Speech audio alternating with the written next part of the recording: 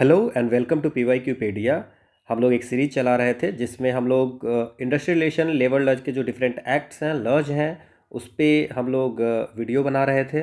ठीक है। और ये जो है वो हेल्पफुल है EPFO की जो भी एग्जामिनेशन है, APFC हो गई, ALC हो गया, LEO हो गया।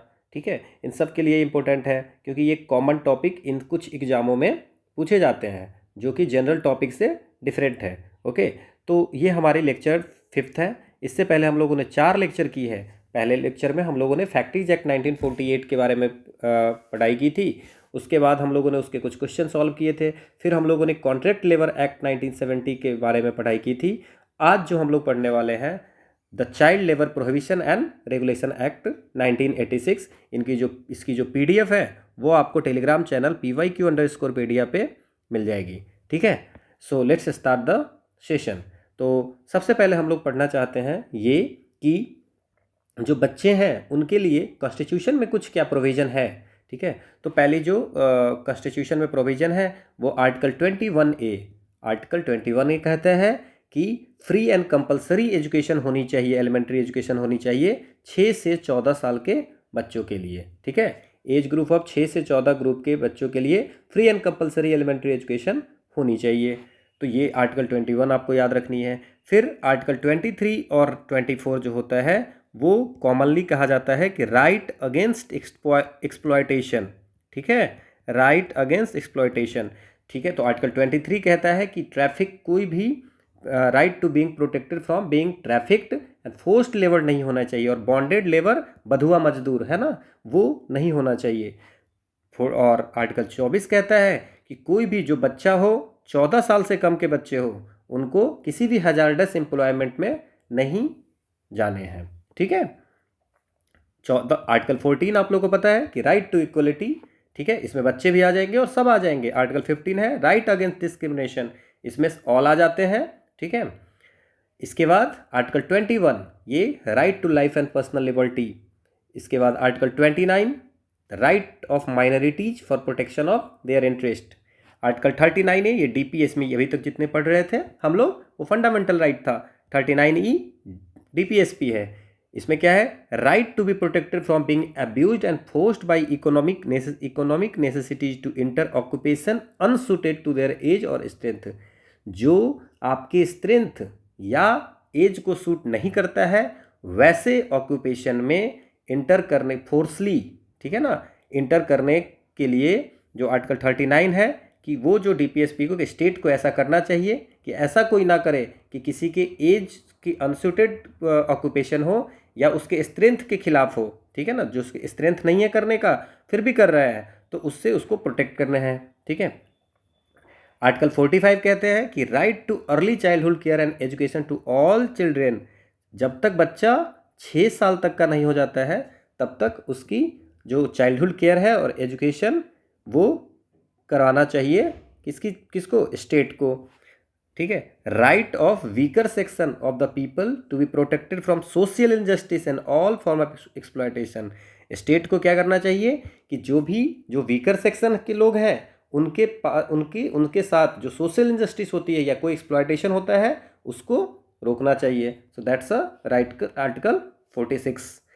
आर्टिकल 47 क्या कहता है कि right to nutrition and standard of living and improved public health. ठीक है, आर्टिकल की न्यूट्रिशन अच्छी मिलनी चाहिए, स्टैंडर्ड ऑफ लिविंग अच्छी होनी चाहिए, इसके लिए स्टेट को वर्क करना चाहिए। ठीक है, सो ये कुछ DPSP में है जो कि हमारे बच्चों के राइट्स के लिए है। ठीक है, अब हमारी जो ये एक्ट है चाइल्ड लेबर एक्ट है, ठीक है, चाइल्ड लेबर एक्ट जो 1986 है उसकी ऑब्जेक्टिव क्या है। ठीक है, बच्चों का engagement of children in certain employment. कुछ एम्प्लॉयमेंट है जिसमें बच्चों को इंगेज नहीं करना है, और जहाँ पे बच्चे इंगेज हो सकते हैं वहाँ पे कंडीशन ऑफ वर्क कैसे होने चाहिए उसके बारे में बताता है। ठीक है, किस मतलब कौन से एम्प्लॉयमेंट में, कौन सी इस्टेब्लिशमेंट में उनको वर्क नहीं करना है, और जहाँ पे करना है वर्क वहाँ पे क्या क्या कंडीशन होनी चाहिए उसके बारे में ये एक्ट हमें बताता है। ये पूरे इंडिया में, पहला चीज़ क्या है, it extends to the whole of India, ये पूरे इंडिया में लागू होती है। चाइल्ड का मतलब क्या हो गया, जिनकी 14 साल अभी तक पूरी नहीं हुई है। फैमिली क्या हो गया, फैमिली में क्या होता है कि इंडिविजुअल, उसकी वाइफ या वाइफ है तो उसके हस्बैंड, ठीक है ना, और उनकी बच्चे, भाई बहन, ये सब जितने हो गए ये सब फैमिली में आते हैं, ठीक है। ये भी इसी एक्ट में लिखा हुआ है। अब सेक्शन 3 to 5 में क्या कहता है, prohibition of employment of children in certain occupational processes. कुछ ऐसे ऑक्यूपेशन हैं, सेक्शन 3 से 5 में लिखी हुई है कि कुछ ऑक्यूपेशन ऐसे हैं जिसमें बच्चों को काम नहीं करनी है। No child shall be employed और permitted to work in any of the occupation set forth in part A. Part A में जितनी भी ऑक्यूपेशन दी हुई है उसमें किसी बच्चों को एम्प्लॉयमेंट नहीं करानी है, ठीक है। और किसी भी वर्क जहाँ पे कोई ऐसी प्रोसेस होती है जो पार्ट बी में लिखी हुई है वहाँ पे भी वर्क नहीं करानी है। तो आपको ये थोड़ी बहुत पता होनी चाहिए कि कौन से कहीं कहाँ पे वर्क करेंगे, कौन से ऑक्यूपेशन में वर्क कर सकते हैं, कौन से प्रोसेसेस में, ठीक है, कर सकते हैं, उसके बारे में। तो अब हम लोग बात करते हैं कि पार्ट ए में है ऑक्यूपेशन, ठीक है, कौन कौन से ऑक्यूपेशन में वर्क नहीं कर सकते हैं बच्चों। ट्रांसपोर्ट ऑफ पैसेंजर, अब इसमें बहुत बड़ी लिस्ट है, बट आप एक दो बार गो थ्रू करेंगे, पीडीएफ डाउनलोड कर लेंगे और एक दो बार गो थ्रू करेंगे तो आपको बहुत आइडिया लग जाएगा कि कहाँ पे वर्क, क्योंकि आप इट्स नॉट पॉसिबल कि आप सारे याद कर लेंगे, ठीक है। तो हम लोग थोड़ा बहुत देखते हैं कि ट्रांसपोर्ट ऑफ पैसेंजर को यहाँ से वहाँ ले जाने में नहीं कराने हैं काम, है ना, गुड्स को ले जाने में, ठीक है। इसके बाद सेंडर पिकिंग हो गया, clearing of ash pit, building operation, है ना, इन द रेलवे प्रेमाइसेज में बिल्डिंग की ऑपरेशन है उसमें भी नहीं करा सकते हैं। कोई कैटरिंग एस्टेब्लिशमेंट पे आप नहीं करवा सकते हैं, जो रेलवे स्टेशन पे कैटरिंग होती है वहाँ पे भी बच्चों को आप काम नहीं करवा सकते हैं, ठीक है। इसके बाद कंस्ट्रक्शन ऑफ रेलवे स्टेशन, है ना, वहाँ पे भी नहीं करा सकते हैं। कोई पोर्ट अथॉरिटी में भी आप नहीं करा सकते हैं। इसके बाद जैसे कि पटाखे बेचने का है वो भी बच्चों से नहीं करवानी है, selling of crackers and fireworks, ठीक है ना। इसके बाद स्लॉटर हाउस, है ना, स्लॉटर हाउस में भी आप बच्चों को काम नहीं करा सकते। कोई ऑटोमोबाइल वर्कशॉप हो, है ना, गैरेज, यहाँ पे भी बच्चों को काम नहीं करवाने हैं, ठीक है। फाउंड्रीज हो गया, है ना, टॉक्सिक और इन्फ्लेमेबल सब्सटेंस को जहाँ पे हैंडल करने का होगा वहाँ पे भी बच्चों को वर्क नहीं करवानी है। पावर लूम इंडस्ट्री में भी बच्चों को वर्क नहीं करानी है, ठीक है। माइंस में भी नहीं करानी है। प्लास्टिक यूनिट, है ना, फाइबर ग्लास का जहाँ पे वर्कशॉप होगा वहाँ भी नहीं करानी है, ठीक है। नौकर भी नहीं बनानी है। Employment of children as domestic worker, नौकर भी आपको बच्चों को नहीं बनानी है, ठीक है। ढाबा पे काम नहीं करवाया जा सकता है। कोई होटल, रेस्टोरेंट, मोटेल, चाय की दुकान, रिजॉर्ट, स्पाज, यहाँ पे भी बच्चों को वर्क नहीं करानी है। ड्राइव में, सर्कस में भी नहीं करानी है। हाथी को देखने में, केयरिंग ऑफ एलिफेंट्स में भी आप बच्चों को नहीं रखना है, ठीक है। तो ये सारी तो ऑक्यूपेशन है जिसमें, तो आप ऑक्यूपेशन बहुत कम है, 18 है, तो आप इसको याद रख सकते हैं। कुछ प्रोसेसेस है जैसे बीड़ी बनाने में बच्चों को आप नहीं रख सकते हैं। सीमेंट मैन्युफैक्चर में नहीं रख सकते हैं। क्लॉथ प्रिंटिंग, ठीक है, माचिस बनाने में, फायर वर्क्स कुछ बनाने वाला जहाँ मैन्युफैक्चर होती है, दीज आर द प्रोसेसेस, कि कोई भी चीज़ बनाने वाले में नहीं रख सकते हैं। माइका कटिंग में हो गया, सोप मैन्युफैक्चर में हो गया, वूल क्लीनिंग में, इसमें आपको बच्चों को नहीं रखना है। कोई कंस्ट्रक्शन कहीं पे हो रहा है जैसे कि ग्रेनाइट को पॉलिश करनी है, ठीक है, ठीक है। कुछ प्रोडक्ट जो अगाटे से बनता है उसमें भी नहीं है। जहाँ पे टॉक्सिक मेटल सब्सटेंस यूज हो रहा हो जैसे लेड हो गया, mercury, manganese, chromium, cadmium, benzene, यहाँ पे भी बच्चों को एम्प्लॉय नहीं करानी है। कोई हजार्डस प्रोसेस, अब हजार्डस प्रोसेस क्या हो गया, section 2 CB of the factories act में जो बताया गया है वो है हजार्डस प्रोसेस। उसमें भी हजार्डस प्रोसेस में भी आपको बच्चे को वर्क नहीं करानी है, ठीक है। सोल्डरिंग, इलेक्ट्रॉनिक्स इंडस्ट्री में सोल्डरिंग प्रोसेस जहाँ पे होती होगी वहाँ पे भी नहीं कराना है। अगरबत्ती बनाने वाले जगह पे नहीं करा सकते हैं। ऑटोमोबाइल रिपेयर वाले वर्कशॉप में नहीं करा सकते हैं। ईंट बनाने वाले जो है होंगे, रूफ टाइल्स या ईंट बनाने वाले में बच्चों को आप काम नहीं करवाने हैं। डिटर्जेंट मैन्युफैक्चरिंग में ये अराउंड 65 है, ठीक है ना। तो आप एक बार देख सकते हैं, जैसे कि आप इसमें देख सकते हैं बहुत सारी है। लेड माइनिंग है, प्लम्बरिंग है, केबल मेकिंग है, वायर पेटेंटिंग है, ठीक है। ये सब जगह पे आपको बच्चों को वर्क नहीं करवानी है, ठीक है। सीमेंट पाइप जहाँ पे बन रहा हो, ग्लास जहाँ पे बन रहा हो, डाइज जहाँ पे बन रहा हो, ठीक है। ऐसे बहुत सारी चीज़ें जहाँ पे पेस्टिसाइड, इंसेक्टिसाइड बन रहे हो, कोई ऑयल रिफाइनरी है वहाँ पे नहीं करा सकते। तो इसकी बहुत सारी लिस्ट दी हुई है कि कहाँ नहीं करानी है। तो बेटर क्या है कि आप ये याद रखिए कि कहाँ पे करा सकते, जहाँ पे स्टोन क्रशिंग हो रहा है वहाँ पे नहीं कर सकते हैं, है ना। टोबैको प्रोसेसिंग जहाँ पे हो रहा है वहाँ पे नहीं आप बच्चों को काम करा सकते हैं। टायर बनाने में, ठीक है ना, electroplating, graphite powdering, diamond cutting and polishing में भी बच्चों को आप जिस वर्कशॉप में ये होता है वहाँ पे बच्चे को आप वर्क नहीं करा सकते हैं। तो ज़्यादातर चीज़ें जो है बच्चों को नहीं कराने वाले, बहुत कम ही ऐसे हैं जहाँ पे आप बच्चों को वर्क करा सकते हैं। अब क्या है इसमें, ये तो हो गया। तो ये 65 है, तो ये 65 आपको याद नहीं रखने 65, आपको थोड़ा एक दो बार देखेंगे तो आपको समझ में आ जाएगा कि जो बच्चों के नहीं करने वाले वर्क होंगे, जो उनके एज के अकॉर्डिंग नहीं होगा, ठीक है, जो वो नहीं कर पा रहे होंगे या जिससे उनके हेल्थ पे खतरा पड़ेगा, वो सारे वर्क वो नहीं करेंगे। तो ये आप ऐसा थिंक करके भी आंसर लगा सकते हैं।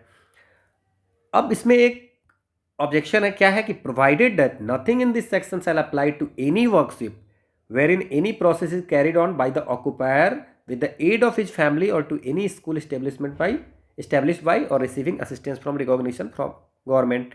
अब बताया जाता है कि ये सब बात तो ठीक है कि पार्ट ए में जितनी भी चीज़ें ऑक्यूपेशन लिखी हुई है और पार्ट बी में जो प्रोसेस लिखी हुई है वो उसको बच्चे को नहीं करवानी है। लेकिन अगर कोई ऑक्यूपायर मतलब कोई छोटी सी फैक्ट्री खोला है और उसमें वो अपनी फैमिली के साथ करके और उसमें अगर बच्चा कोई हेल्प कर रहा है तो वहाँ पे वो करवा सकते हैं, ठीक है।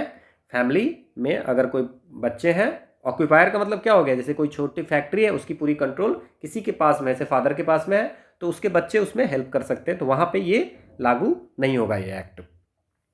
या कोई स्कूल है, ठीक है ना, स्कूल में जैसे बच्चों से काम कराया जाता है कुछ भी, जैसे आप कुछ साफ सफाई हो गया, ठीक है ना, और गवर्नमेंट से ये है रिकॉग्निशन, तो वहाँ पे बच्चों से वो काम कराई जा सकती है, तो वहाँ पे ये सेक्शन लागू नहीं होता है, ठीक है।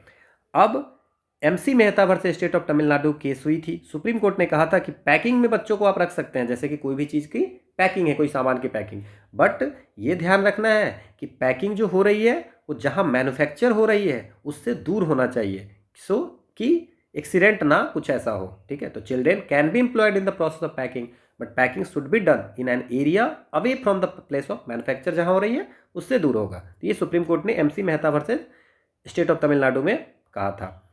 अब हम लोग बात करते हैं सेक्शन 5 में क्या है। सेक्शन 5 कहता है कि सेंट्रल गवर्नमेंट को एडवाइज करने के लिए कि किस ऑक्यूपेशन को हम इसमें एक्ट में डालें और किस को प्रोहिबिट करें या किस प्रोसेस को प्रोहिबिट करें, उसके लिए सेंट्रल गवर्नमेंट को एडवाइस देने के लिए एक कमेटी बननी चाहिए। वो कमेटी कौन होनी चाहिए, child labour technical advisory committee उसका नाम होना चाहिए, और उसमें एक होने चाहिए चेयरमैन और 10 से ज़्यादा मेंबर नहीं होने चाहिए, ठीक है ना, मतलब मैक्सिमम 10 मेंबर नॉट एक्सीडिंग 10, और एक होगा चेयरमैन, ठीक है। तो ये सेक्शन 5 कहता है। अब पार्ट 3 है, ठीक है ना, वो रेगुलेशन ऑफ सेक्शन 3 से 5 पार्ट 2 था, 1 से 2 पार्ट 1 था, और ये पार्ट 3 है कि अब ठीक है ये तो समझ गए कि कहाँ कहाँ वर्क नहीं करना चाहिए, लेकिन अब जहाँ जिस जगह पे वर्क करना चाहिए वहाँ पे क्या कंडीशन होना चाहिए, regulation of condition of works of children, ठीक है ना। तो the provision of this part shall apply to an establishment और class of establishment in which none of the occupation of process referred in section 3 is carried on. Section 3 में जो part A part B में जो occupation या process दिया हो गया उसके अलावा कहीं पे उसमें जो भी प्रोसेस या ऑक्यूपेशन है वहाँ पे तो काम ही नहीं करना है, तो उस पर तो ये लागू ही नहीं होगा पार्ट 3। बट उस जगह जिसमें जैसे कि वैसे ऑक्यूपेशन या प्रोसेस जो पार्ट ए पार्ट बी में नहीं दिया हुआ है वहाँ पे ये लागू होगा, ठीक है। अब इसमें कुछ कुछ कंडीशन दी हुई है कि कोई भी चाइल्ड को नो चाइल्ड शैल बी, ठीक है, ये उन जगह की बात कर रहे हैं जो ऑक्यूपेशन प्रोसेसेस हमारे section part A part B में नहीं लिखी हुई है। वहाँ पे क्या है, no child shall be required to और permitted to work in any establishment in excess of such hour number of hours as may be prescribe for such establishment और क्लास ऑफ एस्टेब्लिशमेंट। वैसे एस्टेब्लिशमेंट जैसे कोई establishment है वहाँ पे कुछ fix है कि इतने बजे से इतने बजे तक काम करने हैं, तो उससे ज़्यादा बच्चों को काम नहीं करवा सकते हैं। हर 3 घंटे काम करने पे 1 घंटे के आपको रेस्ट देने हैं, ठीक है। और रेस्ट के और वेटिंग ऑफ काम के लिए इंतज़ार से लेकर के टोटल जो स्प्रेड ओवर टाइम होना चाहिए वो 6 घंटे से ज़्यादा नहीं होना चाहिए, ठीक है, 6 घंटे से ज़्यादा नहीं होनी चाहिए। 7 बजे रात से लेकर के सुबह 8 बजे तक कोई चाइल्ड को वर्क करने की परमिशन नहीं है, ठीक है। ओवर टाइम करना ही नहीं है, ओवर टाइम तो अलाउड ही नहीं है। और डबल एम्प्लॉयमेंट, अगर किसी फैक्ट्री में सुबह में काम कर रहा है तो शाम में आप करा ही नहीं सकते हो, तो double employment is also not allowed. ठीक है। एक आपको देने हैं वीकली हॉलीडे, है ना। अब क्या है कि अब ये क्या है कि जो जो दिन आप वीकली हॉलीडे रखे होंगे, हो सकता है कि आप संडे रखें, मंडे रखें, ट्यूसडे रखें, ऑक्यूपायर डिसाइड करेगा कि कौन सा दिन देना है। लेकिन जो भी दिन डिसाइड करेगा वो 3 महीने के अंदर चेंज नहीं होने चाहिए। मतलब अगर मान लेते हैं कि आज संडे रखें तो 3 महीने के बाद ही हम फिर उसको अगर कोई और डेट चेंज करना होगा तो कर सकते हैं। ठीक है ना। Every occupier in relation to an establishment who employs और permits to work any child, कोई भी ऑक्यूपायर कौन होता है? फैक्ट्रीज एक्ट में हम लोगों ने देखा था कि ऑक्यूपायर वो होता है जो फैक्ट्रीज का कंट्रोल देखता है। तो कोई भी ऑक्यूपायर होगा, ठीक है, एस्टेब्लिशमेंट का, अगर वो बच्चों को परमिट कर रहा है या बच्चों को नौकरी पे रख रहा है तो उसको रखने के 30 दिन के पहले, विद इन 30 डेज, उसके एम्प्लॉयमेंट से पहले, with in a period of 30 days, जिस दिन एम्प्लॉयमेंट कर रहा है उसका, उससे 30 दिन के अंदर इंस्पेक्टर को एक रिटन नोटिस देना पड़ेगा।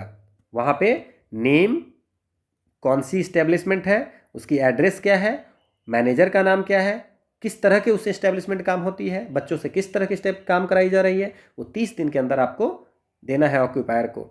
अब मान लेते हैं कि जब छापे पड़ती है और एज की डिस्प्यूट होती है, तो अगर कोई मेडिकल सर्टिफिकेट होती है तब तो कोई इशू नहीं, इंस्पेक्टर डिसाइड करता है। लेकिन अगर कोई मान लेते हैं कि मेडिकल सर्टिफिकेट नहीं होता है तो इंस्पेक्टर जो है क्या करता है, वो मेडिकल अथॉरिटी को भेजता है कि इसकी एज पता कीजिए कि कितनी एज है। ठीक है।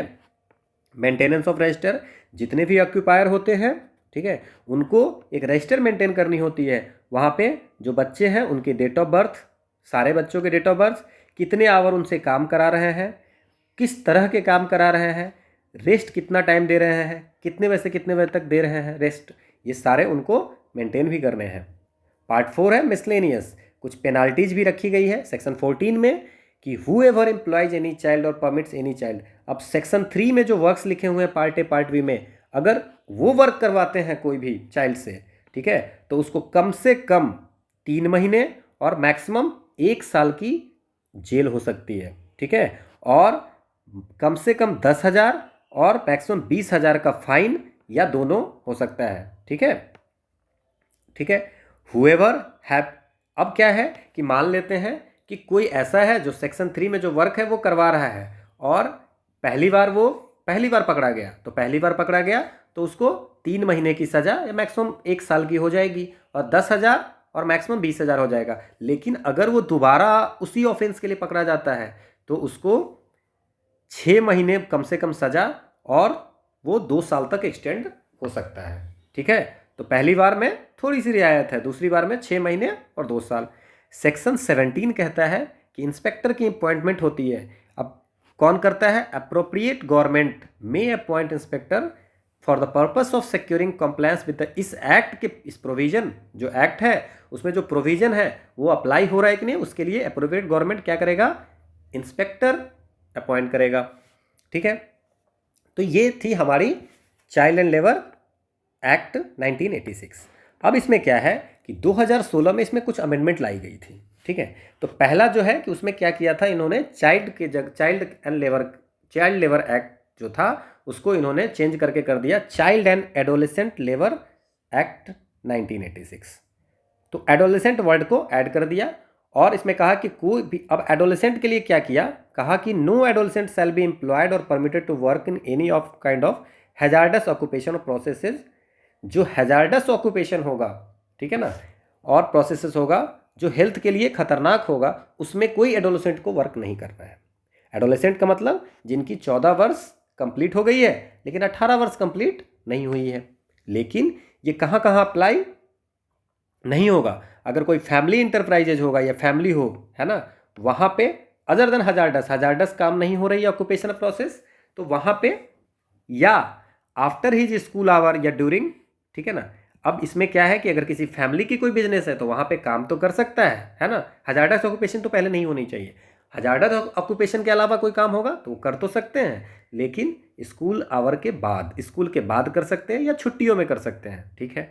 तो दूसरा क्या है कि एक आर्टिस्ट की तरह वर्क कर सकते हैं, ऑडियो विजुअल इंटरटेनमेंट इंडस्ट्री में, गाना गाने में, डांस करने में, है ना, एडवर्टीजमेंट में बच्चे कर सकते हैं, फिल्म्स में काम कर सकते हैं, टेलीविजन सीरियल में काम कर सकते हैं, स्पोर्ट्स एक्टिविटीज, सर्कस में सिर्फ नहीं कर सकते हैं, है ना। अब इसमें क्या है, provided at no such work under this clause shall effect the school education of the child.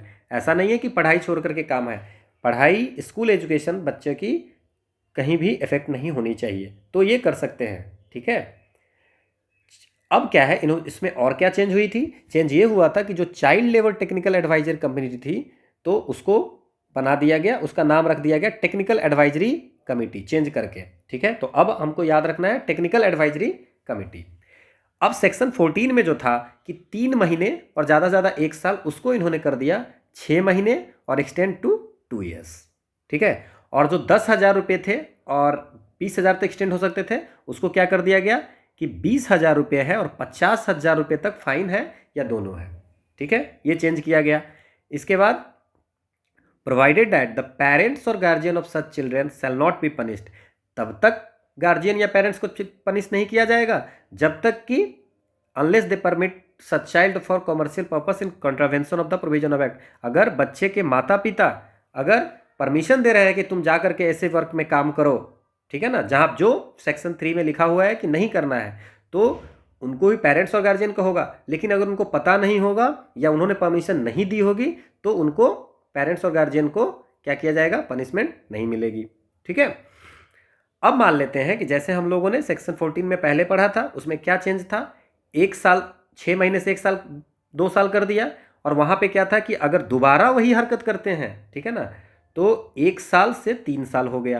पहले क्या था कि अगर पहली बार गलती करते हैं तो 3 महीने से 1 साल तक मिल सकती है सज़ा और 10,000 से 50,000 तक। लेकिन अगर दोबारा करते हैं तो 1 साल से 3 साल तक अब कर दिया गया है, ठीक है, ठीक है। पहले, ठीक है, 1 साल से 3 साल तक कर दिया गया, पहले 6 से 2 ईयर्स तक था, है ना, 6 मंथ से 2 ईयर्स, तो ये 1 ईयर से 3 ईयर्स तक कर दिया गया। नेक्स्ट क्या है, सेक्शन 14 एक ऐड किया गया था, उसमें कहा गया था कि जो भी सेक्शन 3 में, है ना, जो भी एम्प्लॉयर अगर पनिशबल होता है तो वो कॉग्निजिबल ऑफेंस है, ठीक है। अब कॉग्निजिबल ऑफेंस क्या होता है, वैसे ऑफेंस जिससे पुलिस जो है बिना अरेस्ट कर सकती है एम्प्लॉयर को विदाउट अ वारंट और प्रायर परमिशन ऑफ कोर्ट, बिना कोर्ट के प्रायर परमिशन के लिए। तो अब इसको क्या किया, कॉग्निजिबल कर दिया। सेक्शन 14B में एक और काम किया है कि बोला गया कि गवर्नमेंट, अप्रोप्रिएट गवर्नमेंट जो होगी वो एक फंड बनाएगी हर डिस्ट्रिक्ट में, या 2 या 2 और मोर डिस्ट्रिक्ट में एक फंड बनाएगी, और उसको बोला जाएगा child and adolescent labour rehabilitation fund, ठीक है। उसमें कहाँ से पैसे आएंगे, एम्प्लॉयर जो बच्चे को नौकरी देते हैं वो पैसे देंगे, ठीक है ना, चाइल्ड एंड एडोलेसेंट को नौकरी देते हैं वो, ठीक है। और उसकी जो डिडक्शन होगी वही डिस्ट्रिक्ट होगी, या 2 से ज़्यादा होंगी तो उसकी डिस्ट्रिक्ट्स होगी। और क्या है, बताया गया है कि appropriate government shell credit an amount of 15,000 रुपया हर बच्चे फॉर ईच चाइल्ड और एडोलेसेंट के लिए गवर्नमेंट भी पे करेगी उस फंड में, ठीक है। तो ये भी एक नई चीज़ें हो गई, child and adolescent labour rehabilitation fund. ये सब 2016 में जो चेंज हुई है। सेक्शन 14C है, द चाइल्ड और adolescent who is employed in contravention of the provision of this act and rescued, ठीक है, जो बच्चे ऐसे जगह पे काम कर रहे होंगे और उसको रेस्क्यू किया जाएगा, वहाँ से बचा के लाया जाएगा, है ना, उसको रिहैबिलिटेशन का भी प्रोविजन है कि रिहैबिलेट भी कराना है, ठीक है ना। सेक्शन 14D में एक और चीज़ है, not with standing anything content in the code of criminal procedure. मैं आसान भाषा में इसको समझा रहा हूँ आपको कि अगर डिस्ट्रिक्ट मजिस्ट्रेट चाहे, ठीक है ना, डिस्ट्रिक्ट मजिस्ट्रेट चाहे तो अगर मान लीजिए कि कोई एक्यूज पर्सन है जो फंस गया है इसमें, वो एप्लीकेशन देगा कि हमारे जो ऑफेंस है पहली बार हमने किया हमको माफ़ कर दे, तो क्या कर सकता है, डीएम क्या कर सकता है, उसको एक्यूज पर्सन को, ठीक है ना, कुछ पेमेंट पे, है ना, उसको कंपाउंड, मतलब जो ऑफेंस को कंपाउंड कर सकता है, ठीक है ना, छूट दे सकता है, ठीक है। लेकिन अगर वो अमाउंट पे नहीं किया, जो अमाउंट बोला गया है कि इतना पे कर दिया जाए, पहली बार आपने गलती की है तो आपको इतने पे हम इसको छोड़ रहे हैं, लेकिन अगर वो फेल्स टू पे सच अमाउंट, ठीक है ना, तो फिर उसको जो प्रोविज़न है इम्प्रिजनमेंट की वो आपको लगेंगे लगेंगे। तो ये भी एक कंपाउंड की भी ये सेक्शन ऐड कर दी गई है। नेक्स्ट क्या है, अब एक कुछ सेक्शन 3A ऐड की गई है। सेक्शन 3A हमारे पास जो पार्ट भी थे, एक 2016 में कुछ चीज़ों को और ऐड किया गया। सेक्शन 3A जो माइंस, इनफ्लेमेबल सब्सटेंसेज और एक्सप्लोसिव और हजार्डस प्रोसेस, इन 3 जगह पे ये जो हमारे एडोलेसेंट्स हैं उनको वर्क नहीं करने, तो ये 3 चीज़ ऐड किए हैं। तो इस पर भी क्वेश्चन आ सकते हैं। माइंस, इनफ्लेमेबल सब्सटेंसेज और explosive and hazardous process for the purpose of the schedule. ये हमने बता दिया है कि हजार्डस प्रोसेस का डिफिनेशन वही होगा जो CB क्लॉज में, फैक्ट्रीज एक्ट में जो दिया हुआ है, जिससे कि हेल्थ पे इफेक्ट पड़ेगा। एक सेक्शन 17B भी ऐड किया गया है कि अप्रोप्रिएट गवर्नमेंट जो होंगी, है ना, self make or cause to be made periodic inspection of the places at which the employment of children is prohibited, hazardous occupation और processes are carried out। हर वैसे जगह अप्रोप्रिएट गवर्नमेंट मीन्स कोई अगर central की होगी तो सेंट्रल की होगी, स्टेट में होगी तो स्टेट की। तो इसमें यह भी कहा गया है कि जो गवर्नमेंट होगी वो इंस्पेक्शन कराने के लिए भेजेगी हर वैसे जगह जहाँ पे चिल्ड्रेन की एम्प्लॉयमेंट प्रोहिबिट है, कि कहीं करा तो नहीं रहे वर्क, जो भी हजार्डस ऑक्यूपेशन है ना, जब मन करे, such interval as it things fit, 2 महीने पे, 3 महीने पे, 6 महीने पे ये पेरियोडिक इंस्पेक्शन होनी चाहिए, मॉनिटर होनी चाहिए, ठीक है ना, कि कहीं इसको ऐसा तो नहीं है कि जहाँ पे वर्क नहीं करने चाहिए वहाँ पे वर्क कर रहे हैं। ओके, सो ये जो थी हमारी, so this is all about the children, ठीक है, चाइल्ड लेबर एक्ट 1986। और इसमें जो हमारा अमेंडमेंट हुआ था 2016 में, वो भी हमने डिस्कस किया है, क्या क्या अमेंडमेंट हुई है। So thanks for watching. In next lecture we are going to solve some previous year question asked on the child labour act 1986। So thanks for watching. PDF आपको टेलीग्राम चैनल पे मिल जाएगा, PYQ_PDF। Thanks for watching.